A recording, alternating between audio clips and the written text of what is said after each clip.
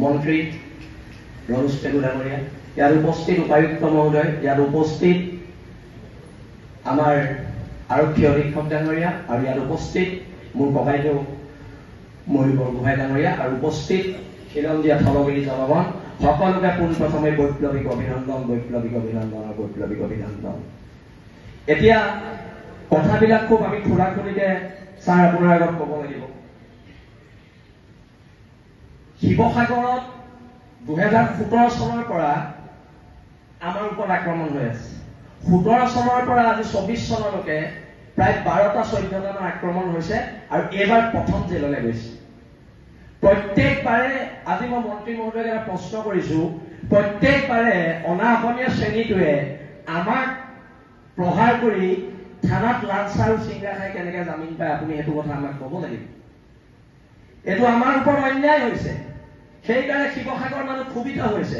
আজি ইয়াত আয়ুক্ত মহোদয় আছে, কিবা এটা ঘটনা হলে আপোনালোকে দণ্ডাধীশ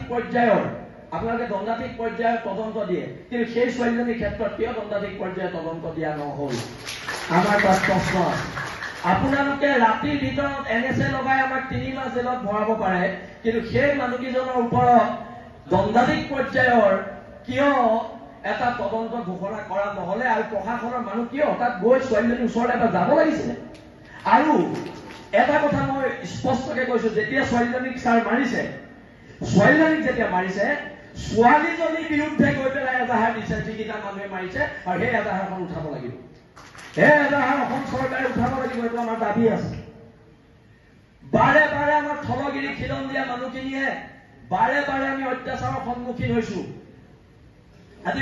আজি যদি ছাৰ মই আপোনাক কৈছো, আজি যদি আমি ওলাই নাহিলোহেঁতেন ৰাজপথত, সেই মানুহকেইটাই আজি জামিন পাই ঘৰত বহি থাকিলেহেঁতেন। সেইটো শিৱসাগৰ মানুহৰ ঐক্যবদ্ধ সংগ্ৰামৰ জয়। আজি আপোনালোকে জাতি মাতিৰ ভেটিৰ কথা কয়, দিছপুৰৰ মস্তত দখল কৰিছে। আপোনালোকে জাতি মাতিৰ ভেটি আমাৰ খিলঞ্জীয়া মানুহখিনিক যদি সুৰক্ষা নিদিয়েতো নহব। আপোনালোকৰ প্ৰধান কাম সুৰক্ষা দিয়াটো। ইয়াত মাৰোৱাৰী সমাজৰ মানুহ বহি আছে।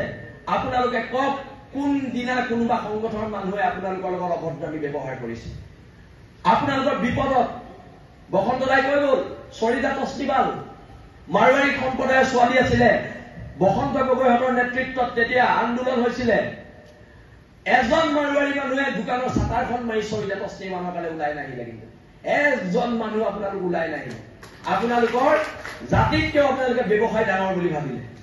অকল ইয়াৰ থলগিৰি মানুহখিনি আমি ওলাই আহিলো, আৰু চৰিতা তস্তিবালক আকাশুৰ নেতৃত্বত হোৱা আন্দোলনত চৰিতা তস্তিবালে ন্যায় পাইছিলে। কথাবিলাক আপোনালোকে গুৰুত্ব দি শুনক। আজি খিলঞ্জীয়াৰ মাটি আপুনি হাইৱে কিনাৰ যাওক, আমাৰ মাটি নাই, চব কিনি লৈছে বহিৰাগত মানুহে। আমি ক'ত থাকিম? আমাৰ ভৱিষ্যত প্ৰজন্ম ক'ত থাকিব? আমাক মাটিৰ ওপৰত অধিকাৰ লাগিব।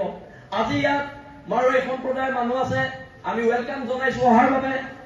আপোনালোকৰ যিবোৰ প্ৰতিষ্ঠান আছে, 80% মানুহ আমাৰ খিলঞ্জীয়া মানুহ আপোনালোকে নিয়োগ কৰিব লাগিব। আপোনালোকে ইয়াত আহি বেপাৰ কৰি আছে, আপোনালোকৰ সমাজ জীৱনৰ প্ৰতিটো একো নাই। আপোনালোকৰ শিৱসাগৰ সমাজ জীৱনৰ প্ৰতি কি অৰিহণা আছে? একো অৰিহণা নাই। আপোনালোকৰ খিলঞ্জীয়া মানুহখিনিক দিব লাগিব চাকৰি। কালি প্ৰতিবাদ হৈছে, হাজাৰ হাজাৰ মানুহ।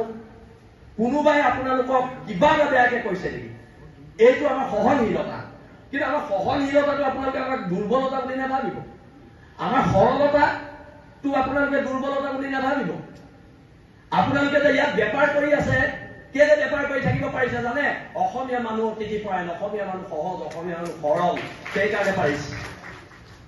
কিন্তু আমাৰ সৰলতাটোক আপোনালোকে আমাক ভয়াটো বুলি নাভাবিব। এতিয়া ৰমেশ পেগু ডাঙৰীয়া আছে,